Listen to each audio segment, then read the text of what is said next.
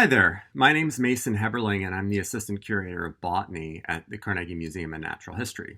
I'm also an adjunct assistant professor in your Department of Biological Sciences at University of Pittsburgh. And today I'm here to give a kind of a quick pitch on the importance of collecting specimens in your research and depositing them to the museum. So here's a picture of me in grad school. And here's a picture of me in grad school not vouchering my research. I actually didn't collect a single specimen until after graduate school. And this was largely because I really didn't know I was supposed to or could. And I had barely known about natural history collections. So it really is never too late. And that's why I wanted to give this pitch. And here's kind of my view of an herbarium or a plant collection. And here's the Carnegie Museum herbarium in the early 1900s. And my background was not in collections, very much came from outside the museum world.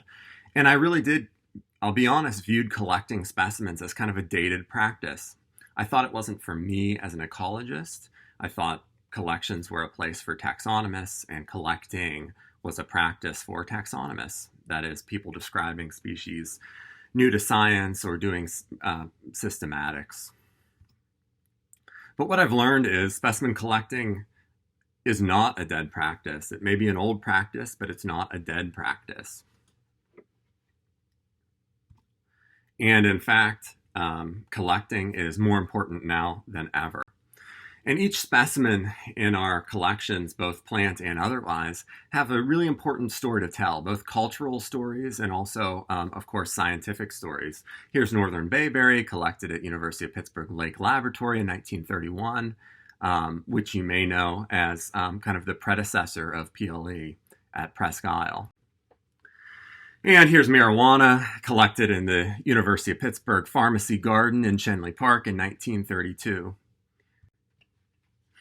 And so these specimens, they not only have these kind of fun stories, but they also have scientific uses.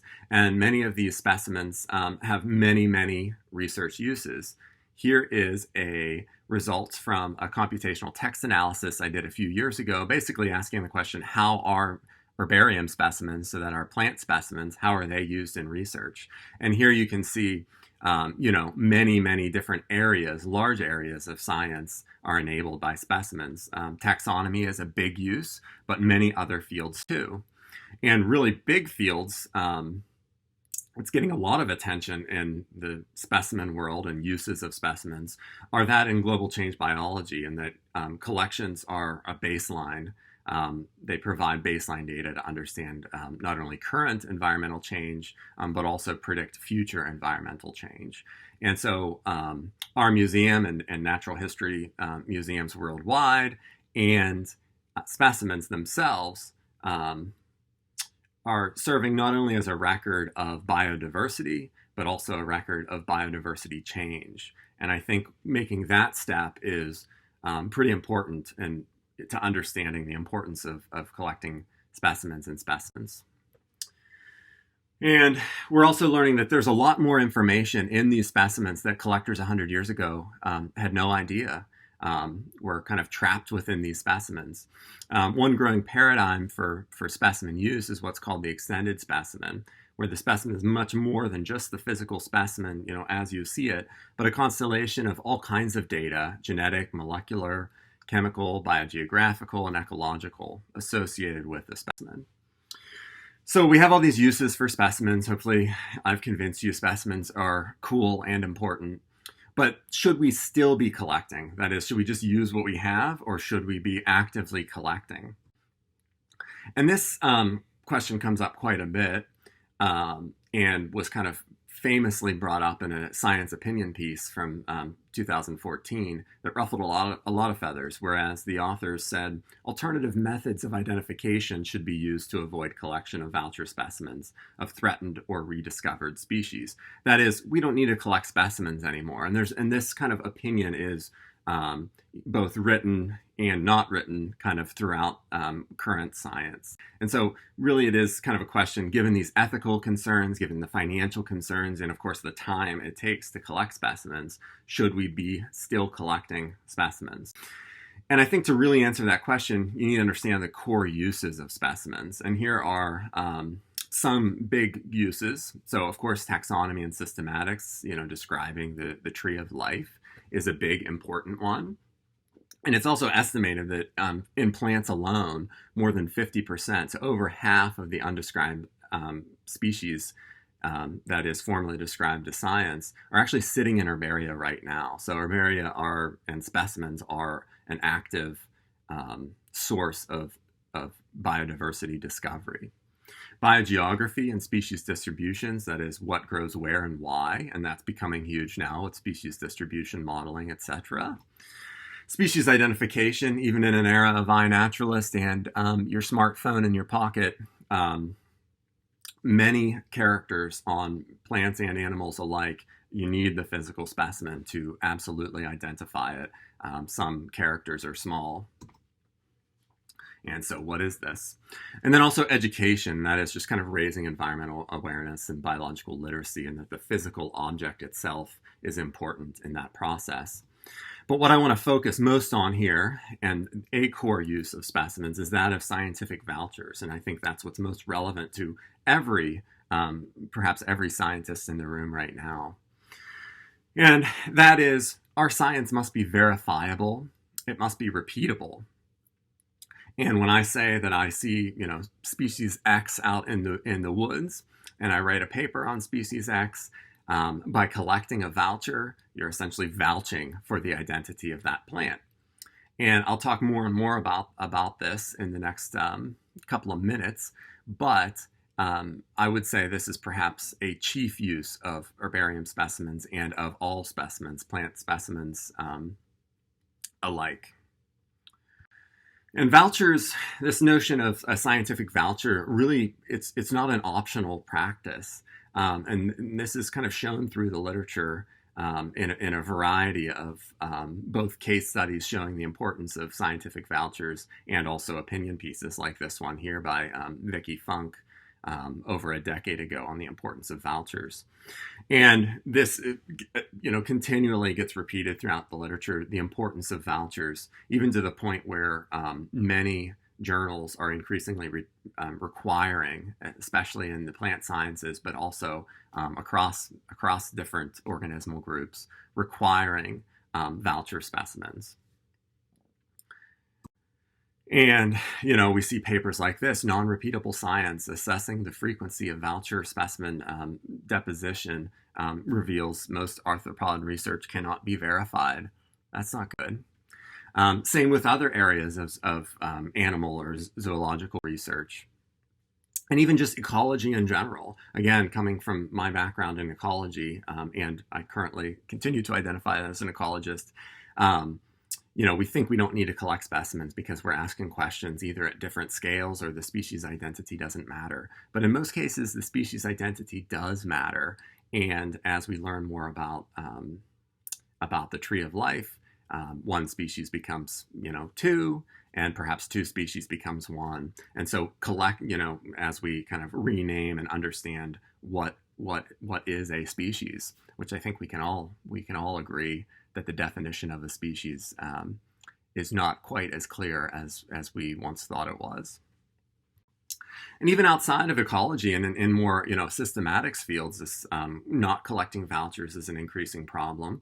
Here shown in this, again in this short communication piece, as we move away from integrative, kind of organismal biology to more molecular-based methods in systematics, we still need to know what the organism is. So we can't just have gene sequences for the organism if we don't have this kind of reference. And here, in this case, the reference is the organism itself in the form of a specimen. And it's also becoming increasingly pertinent in today's world also on the importance of collecting vouchers and using vouchers, in particular in relation to understanding infectious disease, many of which have an animal-based origin, which I think we can all currently really get behind the importance of this area of research. And even beyond specific research uses, just kind of basic research kind of scruples alone, understanding and in this era of open science, of data transparency, of putting our data out there, so such that people can replicate our studies, but also so they can reuse our studies or reuse our data in interesting ways, kind of the era of meta-analyses, especially in ecology and more. And the same is true for specimens. Specimens have long been basically used and reused in many different forms. And so by collecting specimens, we are enabling that future research. And we kind of now are recognizing that, museums have, at least in theory, been practicing open science for centuries, really. But we really are now becoming grouped into what we call the open specimen movement. That is, in this era of open science, our specimens need to be a part of this not only discussion, but practice. So, why should you collect specimens? Hopefully the reasons I just gave you are convincing, but I'm happy to talk more if they aren't convincing. But I think a big reason is, again, this voucher specimens, vouchering your research as part of open science and data transparency, which is increasingly important. So, but the real question is how? How do you collect? And that was me as an ecologist. Like, I have no idea. I don't know. That's not for me. I don't know. And we really are a friendly group just across the street. So come on over, send an email to either me or, depending on your organismal group, another curator or collection manager. And we're more than happy to talk to you about it, about what kind of the best practices for collecting specimens relative to your project. And that may not entail a ton of collecting, but it may, for instance, entail collecting a representative voucher for a particular species you're studying or for a given community. And so just across the street, the public-facing exhibits, but a lot of people don't fully understand or are even aware of what happens behind the scenes, not only the specimens behind the scenes, but also the people, the research that's happening. And so in the case of botany, you see herbarium cases, and this is true of every organismal group. Open up cabinets, thousands and thousands of plant specimens. And in fact, collecting these specimens isn't actually all that difficult, so do not be afraid. And you really should collect, and we're happy to go through it. And so I think contacting us from the beginning, especially if you're unsure, is really important. It's easy to, it's hard to make a bad specimen a good one, but it's relatively easy to make a non-specimen a good one, if that makes sense. That probably didn't. Decide a sampling strategy. What do you need to collect? What is the best practice here? Obtain any required permits and permissions. We're all biologists and collect. So we have a relatively good grasp on what's legally and ethically required. And then collect specimens. Methods vary by organism and by purpose. And so I kind of can't run through every single, and of course, I'm plant-based, so I really don't know how to collect some organisms. And what's really important is collecting the associated data, and that is, who, what, when, where, why. So where it was collected, in particular with GPS coordinates. The what is actually less important, the species, because it can always be identified later. But some of these other associated metadata you can never get, and that's what makes the specimen research grade and really important, is having that a good specimen with this good associated data. And then, of course, deposit it to the museum, and we're happy to walk you through that process as well. And that makes the specimen available not only to you, but to other researchers. And it's kind of like, you can think of it as kind of your dryad repository. The physical specimen itself is your supplemental data for your study and your research. And so again, unsure how, please get in touch with us. There's some ethics to consider, of course, especially with organisms with a backbone. Plants, I kind of get away easy. for most species. Logistics in the field, kind of what best practices are needed, and then how to deposit. And so again, don't hesitate to reach out to us. And so you can contact me if you're a plant person, or the plants are the main question here. And you're also welcome, open invitation for a tour of the collection, and the collection is yours to use. And what we're doing actually in the herbarium is connecting iNaturalist with specimens. We're using iNaturalist basically as a collector app in a way.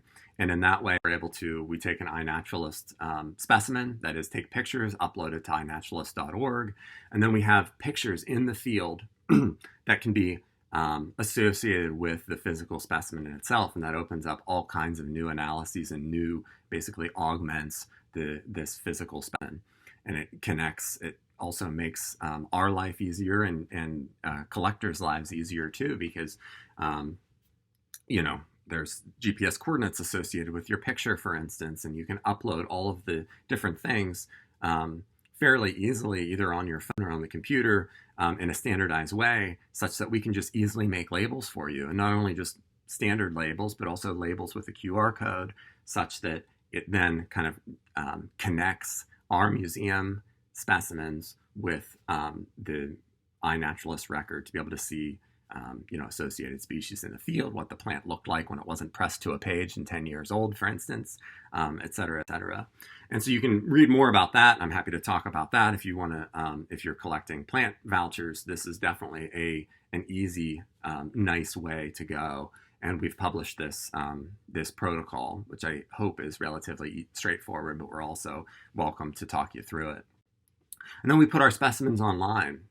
So this kind of next layer of open data, not only can you come and see the physical voucher, but the specimens are digitized and put online thanks to the National Science Foundation and a project we're currently involved in, the Mid-Atlantic Megalopolis Project, which is a consortium or a group of more than 10 herbaria in our region, digitizing over 1 million specimens focused on urban and rural regions. And so I think and those data are there. They're out there for your use as well.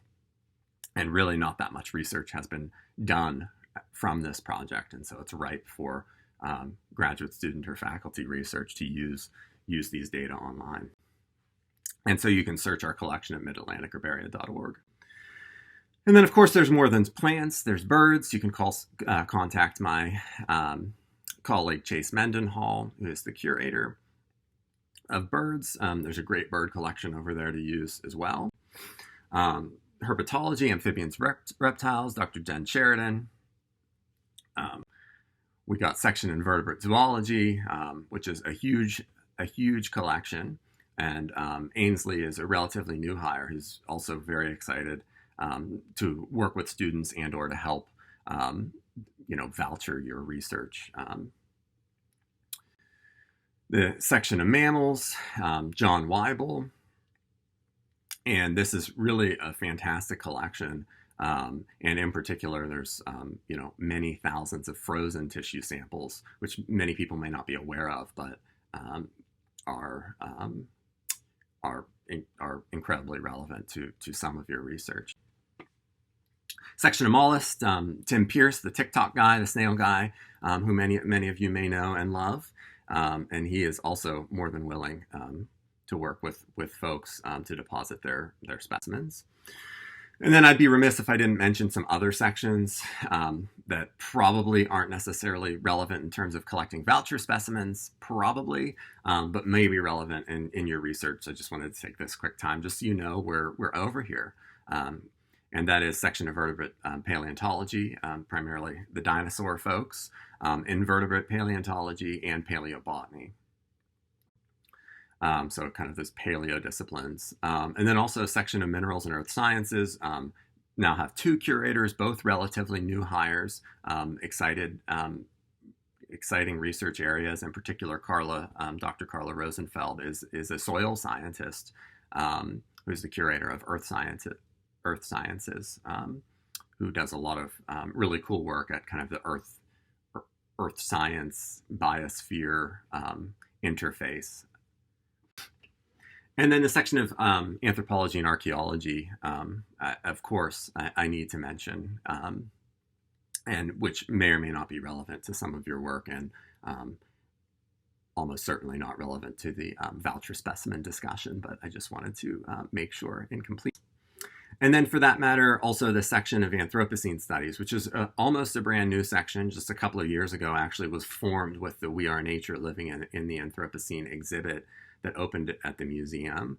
And Dr. Nicole Heller is the curator of the Anthropocene. They do not have a collection, but instead is kind of a cross-sectional research kind of under this umbrella of the Anthropocene and global change. And so she's also very interested in the use of collections, in particular in environmental change. All right, so Carnegie Museum is your museum. The Carnegie Museum Herbarium is your herbarium. Please use it, and please collect vouchers. And don't hesitate to reach out to me about any questions from any point in that timeline of collecting vouchers to depositing them. And we're also a group of biologists also, so don't hesitate to reach out. And then my last pitch is a relatively uncomfortable one, but I wanted to mention that specimens do cost money, believe it or not. The curation in perpetuity of a specimen, and in particular the preparation of specimens, takes money. And so I would just want to also make a pitch to please, if you are collecting specimens, which I hope you are and will, to include any of these costs in your data management plans. And so not only the cost, but also what happens to the specimens.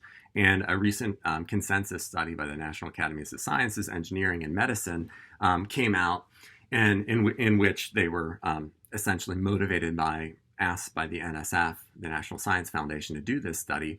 And they made a recommendation to the National Science Foundation. One is to require a quote, specimen management plan for all research proposals, in which it describes how specimens and associated data will be accessioned into and permanently maintained into an established collection. And part of that is basically working with a local natural history museum or otherwise, but that's us, to make a plan for the specimens that you collect. And I will say the National Science Foundation has invested a lot in our specimens, and particularly in specimen digitization.